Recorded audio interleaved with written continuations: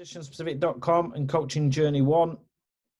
Hope everybody's staying safe and looking after themselves. Just want to start the presentation off by apologising for us not doing too much on our social media platforms over the last couple of weeks. As you can imagine, it's been difficult trying to fit everything in, especially with this pandemic. Plus, with myself, I'm still in the training ground every single day and working with different age groups and the full-time players. But what we've done is we've looked through the comments and just put a short presentation together just to keep it going. And then we'll have a chat at the end of the presentation around what it looks like moving forward and what you want to see. So like I said, it's just going to be a short presentation. So week 16, we're going to talk about the position-specific methodology. This is some stuff that people wanted to look at. That's going to be focused around the two defending moments, so defensive transition, defensive organisation. Now, I know some of you will have seen parts of this before, but what we're going to do is go into a little bit more depth of what it looks like, and then we'll show you a full session of the defensive transition and a full session of defensive organisation of what we would use if we were delivering it to our team. I know it's only a short one, but hopefully you can still take something from this.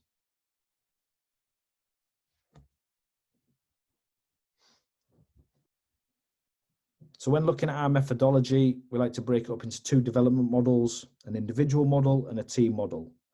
If you haven't yet seen a presentation around our individual model, check out the first coaching journey video.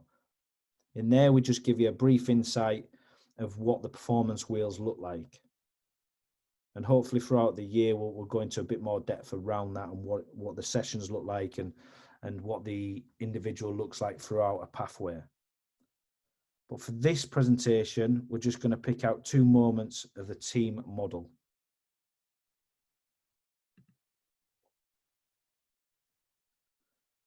So we're just going to start off by looking at the team identity, and that's within a game.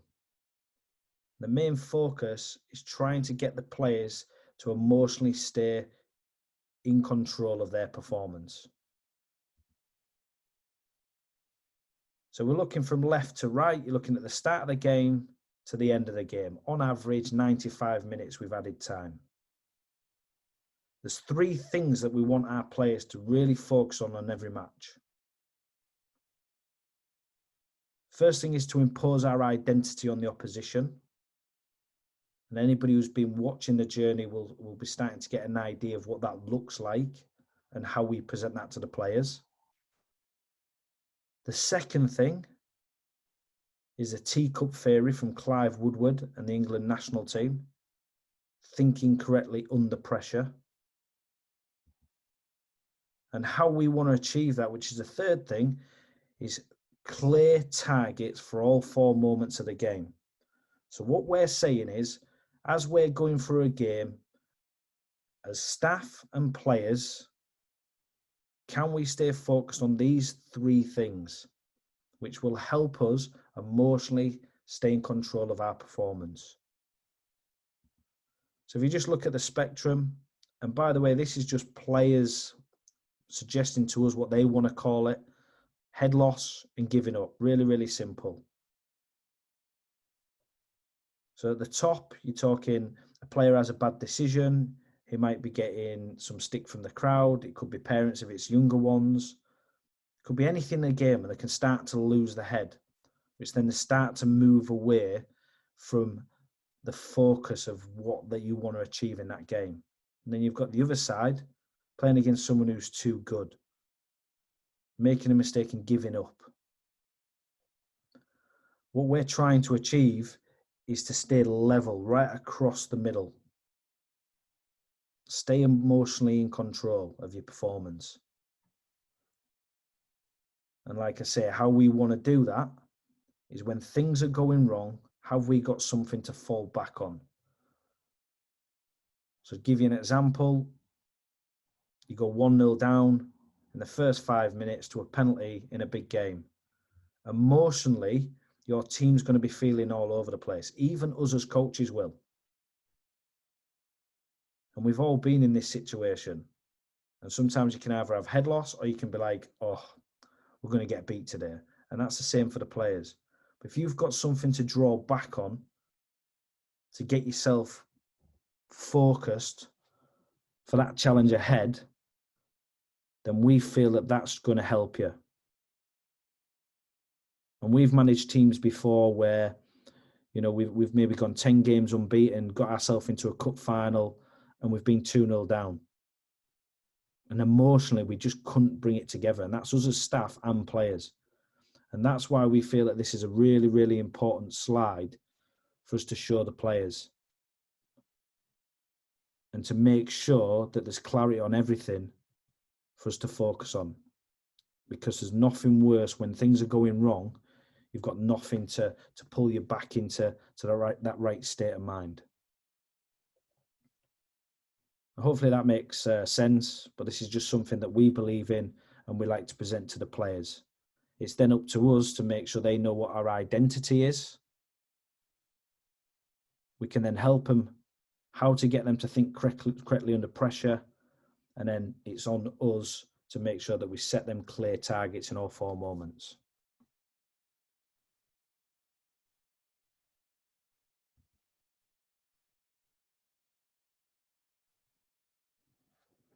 So looking at the team identity in the 4 moments of the game. So a clear, simple message is to impose our identity on the opposition. We don't say to the team, we must win. What we say is, can we perform, which helps us to win? How we do that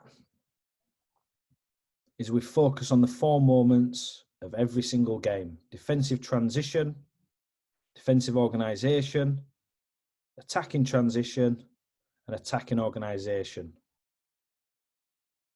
For each one, we'll have a language and a key target. Language: press, nearest players apply quick pressure. When we're talking at a top level or when we've worked with a team for a long period of time, we're looking at 80% plus regain within 3 passes. The second action behind that is to stop the opposition from playing forward or moving forward. Then we're looking at compact, vertically and horizontally, and that's around 40 to 44 meters. Targets 80% plus again, and we're looking to win the ball back in the top 2/3. Available 3 options: beyond, beside, and below. Again, 80% plus for the target, and we're looking to get the second pass completion, but we don't lose focus on playing forward. So if you see an opportunity to play forward, which has a high impact, low risk, do it. If it's not on, then we're looking for that second pass completion.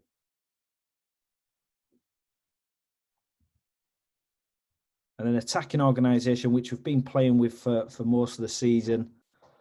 The language is connect, so 3 connections within the team.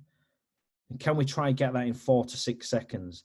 Again, if you've been working with your team for maybe 8 months, 12 months, you can maybe drop that to 3 seconds because you'll know your team better. Our target is to try and get into the final third 35% of the time.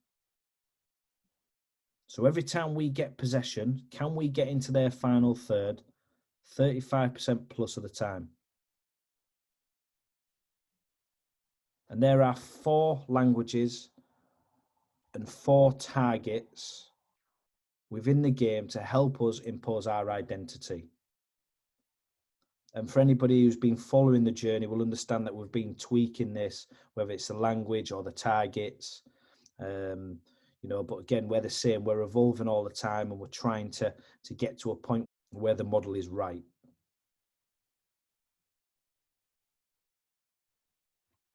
So we're just going to look at the defensive transition. So looking at the defensive transition, we know that the language is press and the target is 80% plus regains within 3 passes. So when we lose the ball, can we get it back quickly? If we can't, can we stop the opposition progressing with the ball. Now, for each moment of the game, we have a performance wheel, what looks like this. The performance wheel is something that we use to help us achieve the target. And then with the coaches that work with us, so a couple of years ago, we brought in a player who used to play for us as the first team coach. And we just got them to work off this language whenever they were delivering a session. So we're all working together to achieve that target. So the first thing that we're looking for in a defensive transition is press. Really, really simple. So if we're putting a session together around this, can we make sure there's an opportunity to press straight after? Or there's decisions to press. So nearest players apply quick pressure on the ball carrier. Stop the ball moving forward. The second thing, and then you're looking more away from the ball, is can you find your mark? Get into a position where you can affect your mark if they receive the ball. Easiest way to give you an example for that is when the ball's turned over, can our right back get themselves in a position where they can see the left winger, but if the ball goes into them, they can affect it? Now, we usually call inside of the pitch, find your mark. Then we've got decisions around changing the mark.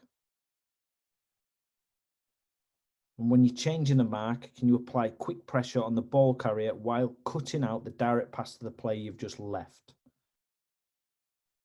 But to give you an example, again, I'm a right back.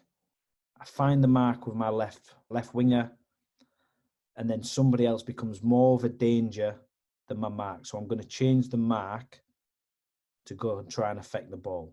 And if I can cut out the pass to the player that I've left, I've got a good chance of forcing the play where I want it to go. And it gives me an opportunity to win the ball. And then the fourth thing is foul. Clever foul to stop the opposition from progressing. It's something that we'll talk about now and again. It's just making sure that players are clear on that. If they break our press, we might have to foul. You know, usually within the transition, if you're unorganised, a team will really hurt you and punish you.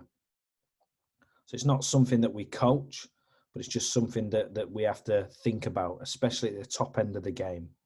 Now, not reckless fouls, just clever little fouls might be that you run across your man, or you might have to have a little tug of the shirt.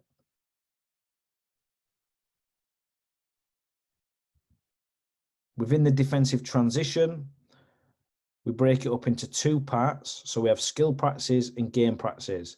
And if you think back to, or you remember back to the individual model, we also have individual models which tie in with this. I won't go through the sessions in here now, but what I've done is I've took a full session from the defensive transition, and I'll show you later on in the video what it looks like.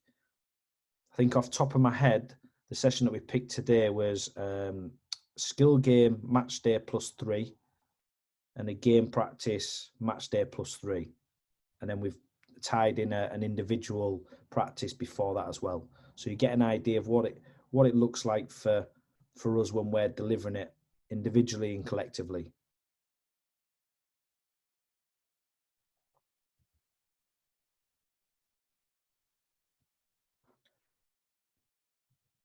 So also when you're looking at defensive transition, there's three things that can come out of it.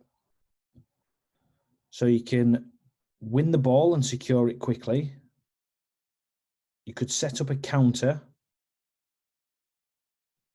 or you'll move into your defensive organization. So what you can see below here is three videos that we use to show the players. Now, I don't want to play them on here, unfortunately, because I'm not too sure whether it'd be copyright or not. But as you can see within each image, you can see that we've got the press and then the find the mark. And each one of these videos gives an example of us securing the ball. So for two passes, us counter-attacking, and then moving into the defensive organisation. So what it looks like. But I'll move on because I can't show them videos, but hopefully that sort of shows you or gives you an idea of what we show the players. Now, as you progress with your team, you can change these videos for your team doing it successfully. I think that's so much more powerful.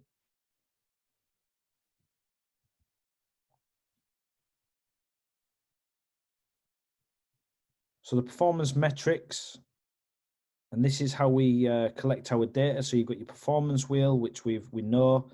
What we do here, the reason for the play button is we can drop clips into here of what it looked like in the last game. So really, really simple. Defensive transitions, let's say there's 80 in this game. We then look at how many times we regain the ball back within 3 passes.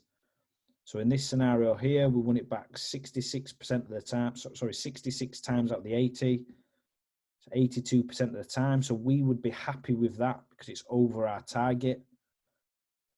But what we do is we start to look at what it looked like when we didn't win it. And this just highlights to us as coaches of maybe something that we need to work on when we're putting a session together for the defensive transition. So if we're looking at, there was 14 times that we didn't win the ball back 3 times. Now, we'd be happy with that, but what did it look like?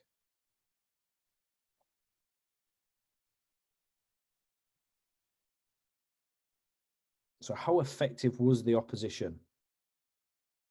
So 9 out of that 14 then move forward with the ball.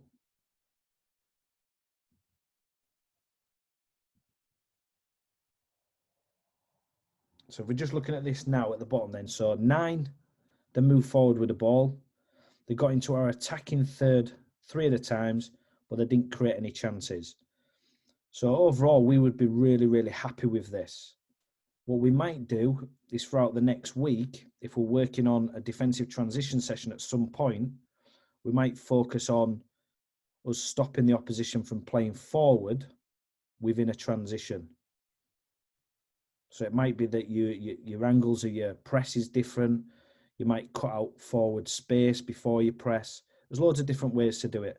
But what this does is it just gives us an idea of what it looks like and if it's something we need to work on. If we're happy with it, then we'll just put on a session to cover all bases of the defensive transition. Hopefully that makes sense.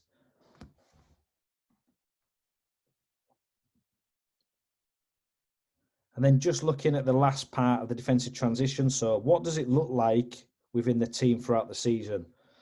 So what we've got is we've got different sessions for different stages, but we like to look at like how the team's progressing in all 4 areas of the game.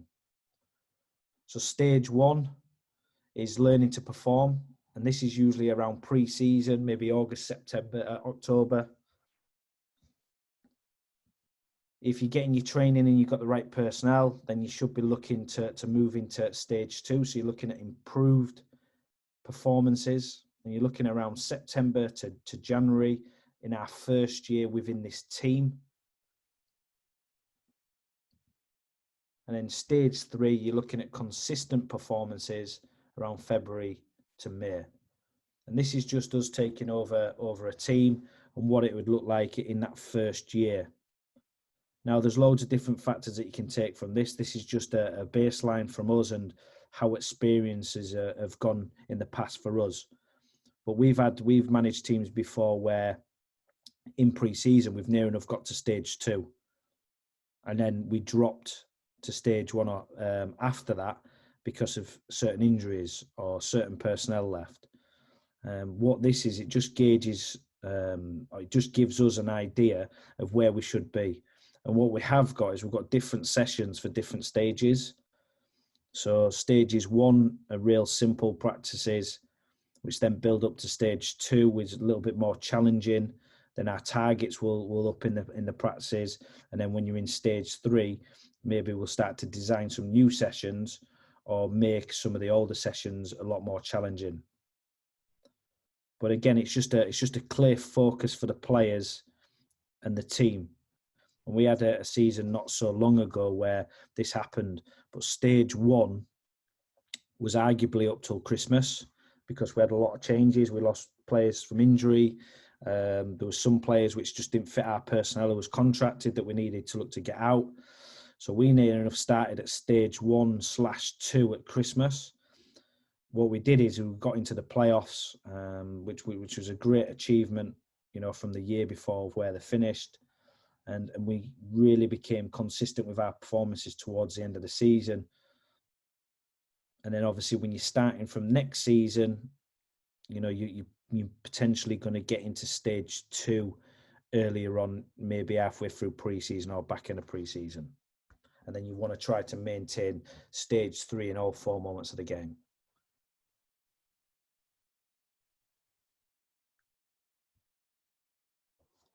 So back to the team identity in the 4 moments. So what we're going to do is we're just going to have a look at the defensive organisation. What I would say is throughout the 4 of these moments follow the same pattern. So you'll see a lot of the same stuff that you saw in a defensive transition. The only one that's slightly different and has a little bit more content is the attacking organisation, because we do a lot of work around individual point systems. On to the defensive organisation. So as you can see, we've got the language and we've got the target, the top left, so similar to the one before. And then we've got our performance wheel that we'll work out for the sessions. So the first thing that we're looking at when we're putting a session design together around defensive organisation is desire. So we're making sure that everybody's looking to win their personal duels and compete, outfight your opponent. We're then looking to deny the opposition space between the lines, so horizontal compactness. We're looking to deflect. So can we force the opposition wide into channels 1 and 5? Fill the 4 nearest channels to the ball. If we fill the 4 nearest channels to the ball, we won't be far off the 44 meters that we want to cover across the pitch. And then the last part is defend. Collective pressure on and around the ball carrier. Win the ball cleanly. And these are just the types of things that helps us achieve that target. And then you've got the same setup. We have the skill practices and the games. And then we have a practice for each day of the week of what that might look like. And the sessions that we'll run through later on for the defensive organisation is game 3, match day +4. We'll also attach an individual session or a small unit session before that as well, just to give you a better idea of how we'd develop maybe a full session.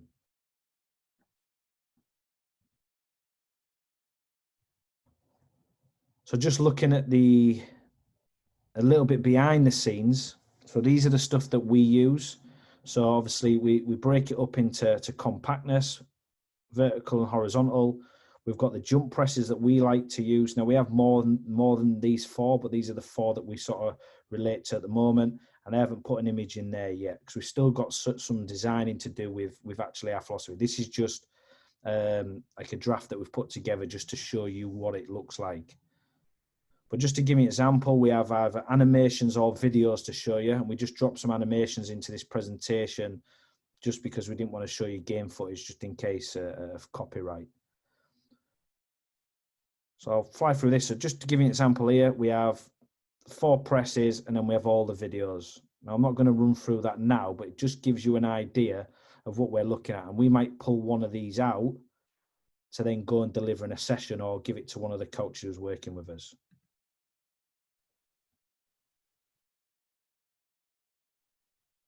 Just to do a little bit more digging into what we look at as well.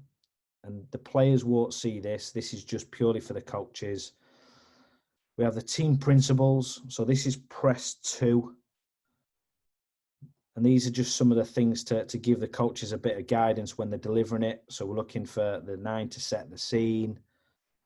We're looking for them to allow the first pass.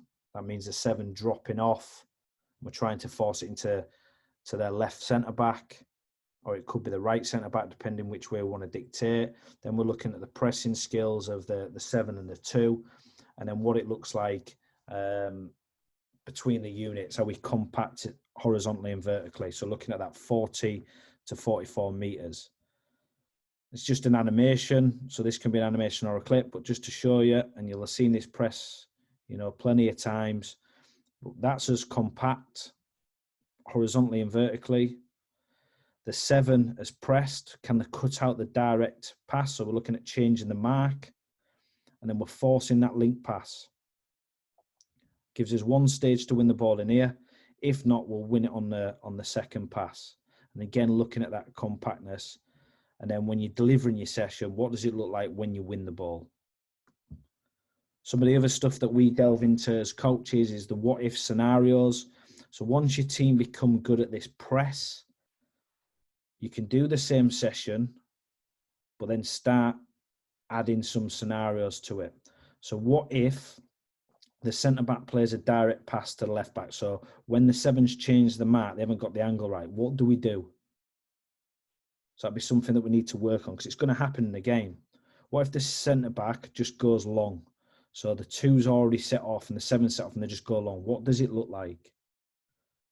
The CB steps in and fixes the space. It's going to happen. What does it look like? And the centre-back plays into midfield and gets on the turn and breaks that initial press. What does that look like as well?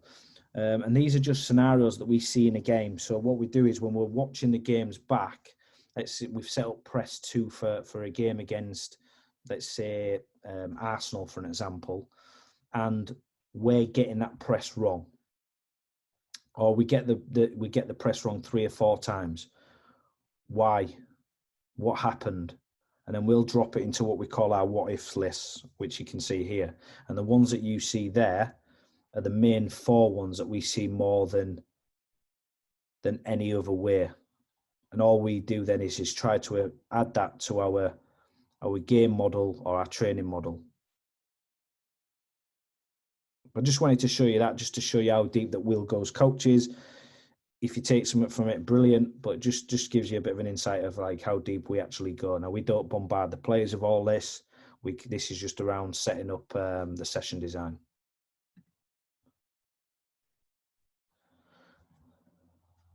So hopefully that gives you a bit of an idea around the defensive organisation. Performance metrics, which you've seen before. The performance wheel there where you can drop your clips in. And I've just put it all on so we didn't have to go through it slowly. But on this example, you've got the defensive organisation 67 times. We've had a great game in this one because we've regained it 62 times out of the 67, which is a 92% ratio. And by the way, these are from some of the stats that we've had in the game. I just thought I'd pick the best one for the presentation so it looked better. And then the opposition entered our defensive third 5, which would be really happy with that. That's 8%. And then all we look at again then is how effective was they with that 5. So they created 2 chances out of the 5. One was none outside the box and 1 inside the box. For us, perfect. For us, that's us being very, very good in the defensive organisation. So we'd be happy with that. Now, this doesn't mean that we're guaranteed to win the game, because that one chance might be a goal and we get beat 1-0. That's just football. But what we're saying is, if we can hit these targets over a period of 10 games, we've got a better chance of winning the game than we have if we're just erratic with everything and we're up and down with our targets. And then the same thing where we have the stages of where we feel our team's at. And I think in the journey, and for people who've been following us, because of the pandemic, we were just coming out of maybe stage 1 into stage 2. Now, if we hadn't had the pandemic and had a full pre-season and we were training regular, would have been in stage 2 by Christmas easily, maybe pushing stage 3. I would say we were between stage 1 and stage 2 in the journey so far. And we wanted to get to stage 3 with the cup competitions, but we don't know what's happening moving forward at this moment in time.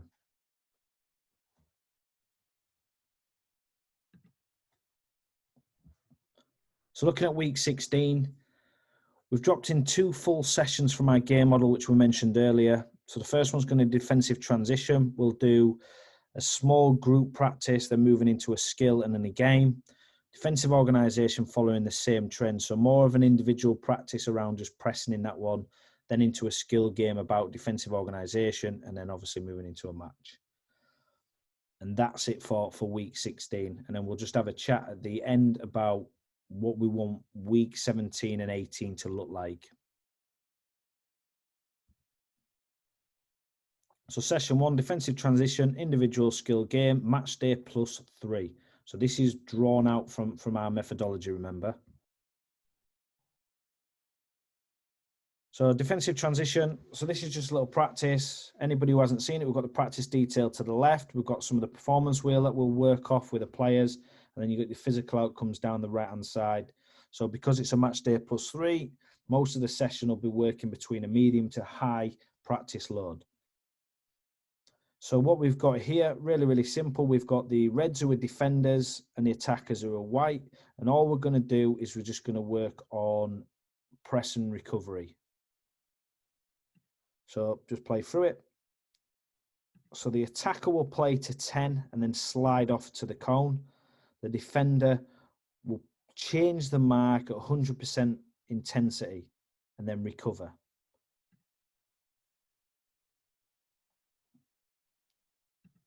So this here, the defender goes, high intensity, presses to the right-hand side, and all we're looking for them to do is overstep. So they've overcommitted, and then they've got to recover back across the red line, and that's them done. The 10 plays into the 9, and then it turns into a little 1v1 duel here. Second defender, surprise press, and just leave them to have their duel and then change the roles over, which you can see in the video here. This player can only go on their first touch, so they could take a touch and get a shot off early, or they can try beat them. Then just change the roles over. So they pass in 100% and then recover. And then you're looking at that 1v1 defending skills behind. But this is just a real technical drill for all players within your team. What we've done is we've progressed it now, so that player recovers and it becomes a 2v2 game. If the Reds win it, they just play it into the 10 here. And obviously whites are looking to score in a big goal. Just a little progression for you. But you can get all your detail in there around scanning, moving, dictating, defending. And that would just be a little lead in for some of our players. What we might have is we might have another group set up over here doing a similar drill, or we might have players in different positions working on something different. But this just gives you an idea of a bit of a lead in into a defensive transition practice. So in this game here, we've got 5v5 +2. So 5v5 in the middle, and the +2 can be GKs or extra players, and they're going to work in the zone here. For a team to get a point, they must work it from one end player to the other. So they can win it and play straight in, but they must get it and get it across the pitch to get a point. Two end players are not allowed to play direct to each other. They must find somebody in here. The nearest player to, let's say, the supporting player, so the GK or end player, they must press. Then that gives us decisions, gives us some stuff around decision making, around changing the mark. Sticking with the principles. When the ball's turned over, can you press? Go and press the ball nearest players. And then players away from the ball, find the mark. So here's that example. Now, nearest player to the goalkeeper or supporting player, they must press them. So you're sticking with that performance wheel down the side. Press, find a mark, change a mark. And the reason why we design the sessions like this is so people are getting used to pressing quickly the ball and putting pressure on. But when they do break that press, now we've got decisions behind the ball on who changes. So if you look at the 8 here, who's more of a danger, the one on the ball or the 6? If they travel with it, who becomes more of a danger of playing that ball into the opposite player? It's real intense practice. We usually do this for around 3 minutes and rest for a minute. And you need to be driving this with the players. You need to be on them at all times. But real good practice to work through your performance wheel. Clever fouls, I'd leave that to see how the players go. But it might be something that you introduce little bits to it. But what you don't want to do is upset your players too much within the practice. And then moving into the last part, open up, bring the goals into play. 6v6 plus 1, including GKs. Offside rule counts in there. Balls around the side. If you lose possession and win it back within 3 passes, you get yourself a bonus point. When the ball goes out or a goal is scored, 5-second restart. And again, you're just working through your principles. Reason for the spare player in the middle, so the +1, is so you're giving them that challenge again. So here about when to change the mark. So find the mark and change the mark. The blue player plays on the team in possession, obviously. But this is what we get here. So nearest player applies pressure. Surrounding players find the mark. And then is there any decisions around changing the mark if they beat the press? So as you can see here, because of the spare player, if they find them, now we've got a decision on when to change the mark. So you can see all the whites have found the mark, who goes, and when do they go.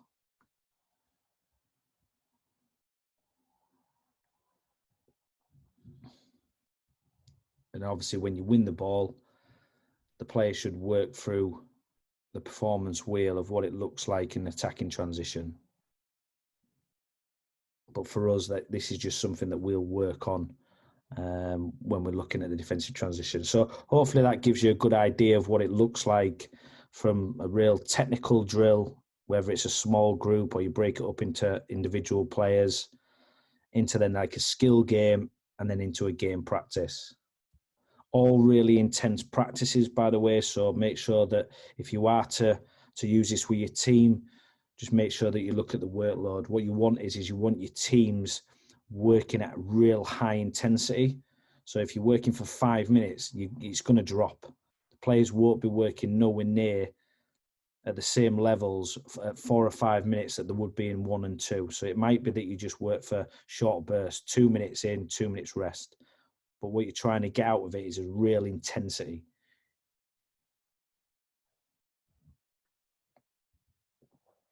So session 2, defensive organisation, individual skill and game, match day +4. So this is a real specific practice. So this would be our wide forward and one of our midfielders. You'd have midfielder, centre back and full back. So the Reds will play from there into the 5. The 5 must have 2 touches, play into the 3 who must have 2 touches, and then the 3 will either play into the 4 if it's on or play back to the 5. The whites who are actually working the actions, 11 presses the ball at 100% intensity but doesn't tackle, it's a shadow defend, and then recovers back to the 4. On that first pass, the 10 jumps and presses the 3. And all you're doing is really working the technique here. So if you can imagine the picture now, the 11's pressed the centre-back in the game, and the centre-back's found a direct pass to the full-back, and then we've jumped from midfield.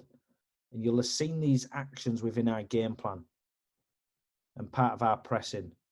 So the ball's gone in there, and all we're asking them to do now is recover on the inside to stop the ball to the 4, while the 10 gets a pressure on. That then leaves the centre-back. What we'd have in a game is we've had our 9 sliding across. But this moment in time, it's just working that specific technique of press and recover. If they can play into the 4, they will. That just means that the 11's not recovered quick enough. and then you just follow the action. So repeat it 3 times. It's part of a warm-up.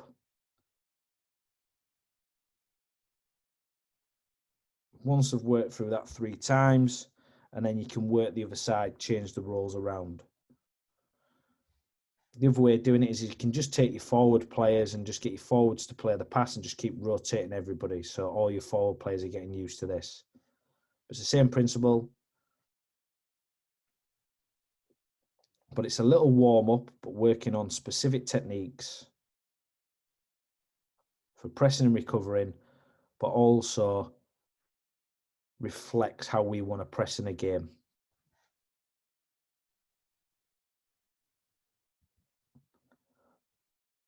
So now looking at some more tactical work, press, sprint and recovery. So have a look at the drill here. So we've set it up like this. And there's a few scenarios that we're going to work through. So the Reds' objective, all they're going to do is move the ball across the back 4. The 2 fullbacks can be across the line, and the Whites are just going to work from side to side, trying to maintain 40 yards. So I'll let it play. Got your performance wheel down here, so desire to get across the pitch, deny the opposition to play through, deflect and wide.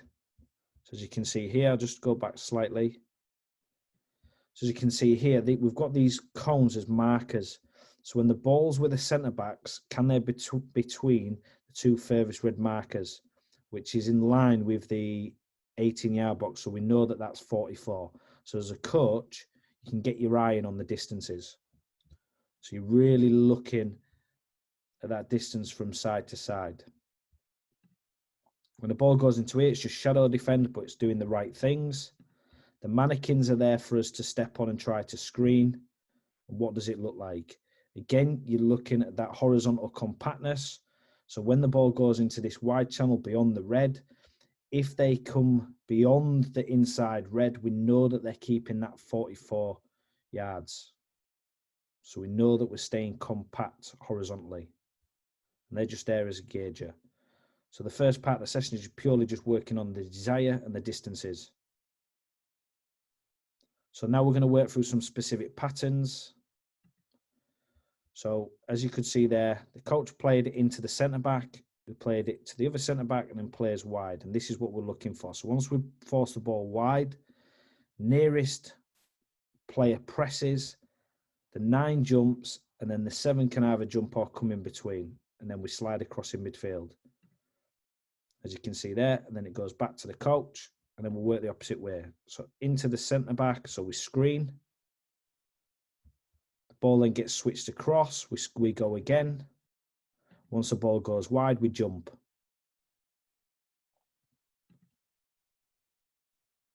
And then you'd work through that maybe 4 or 5 times, and then you'd look to move to pattern 2. So pattern 2, the 9 sets the scene.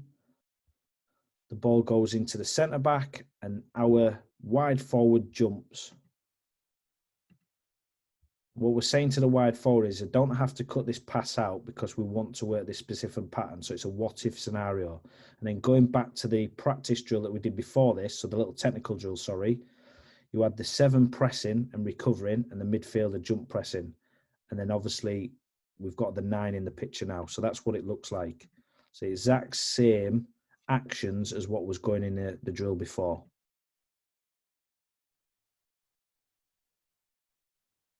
So if you remember the drill before, wide forward pressed, midfielder jumped, and then the wide forward recovers. There you go. And then if you're looking at the other side, the 7 is in between, so they can jump press the centre back and deal with a full back. And then pattern 3, we're going to start to jump from the inside. So the 9 becomes a screen on the inside, and then we're looking to go from the cams. 2 wide forwards are tucked in behind, so they can't play that one. So they'll be occupying the mannequins.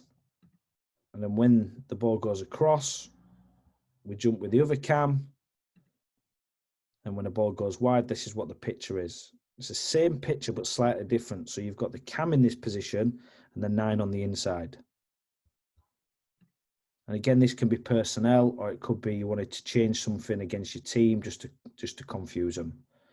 But we'll just work through them 4 things.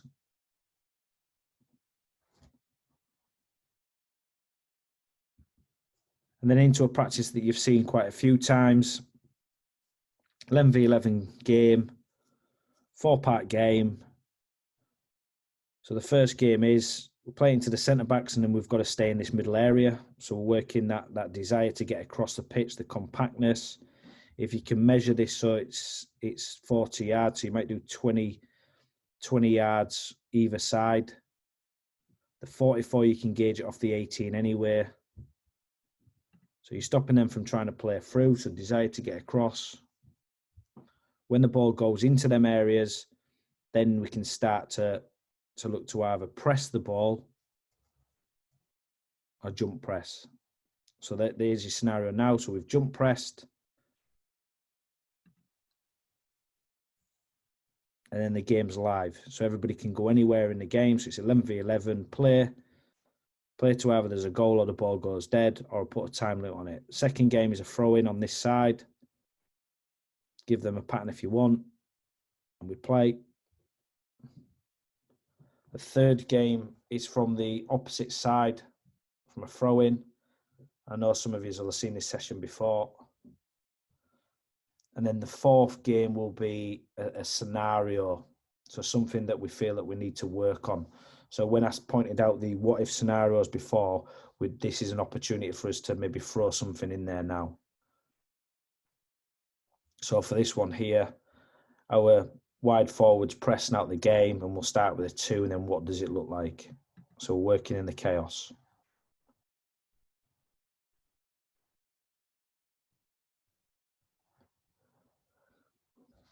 So that brings us to the end of the presentation. I know it was slightly different from previous weeks, but unfortunately the team that we have been working with throughout the journey are not in training or playing games at this moment in time. So I know week 16 was slightly different because we left it up to you guys, and I hope that we covered some of your requests, and that was mainly focused obviously around our game model. We have had a lot of people request the 1-3-3-1-3 formation.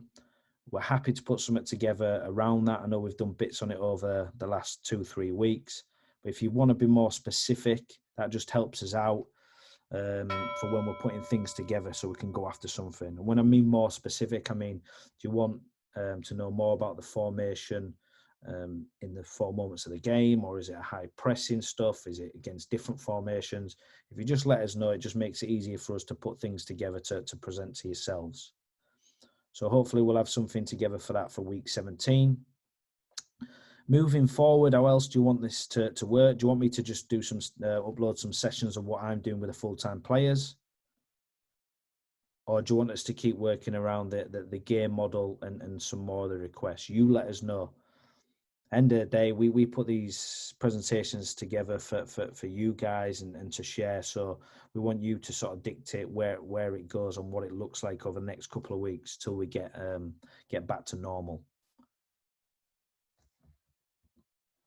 Just want to say a massive thank you to everybody who subscribed as well. We're over 1,000 people. We just can't believe it. We set it up as just a little project, and we thought that it'd just be 2 or 3 people who'd be watching it. But to get over 1,000, in that time is just an unbelievable achievement. And we're just so happy for everybody who's watching it and taking part and really enjoying it. Some of the messages that we get are just superb. And that's why even when I've had like a tough week, I'm still trying to find a bit of time to put something together to send out to you. Also, because we've hit that 1,000, we've decided to reshape the website, but that won't be till next week. And hopefully there'll be a couple of stuff on there that you can enjoy to download for free and have a look at some stuff. But I'll update you on that. But again, thank you for your support. Stay safe, everybody. We look forward to listening to your requests and what you want to see next week.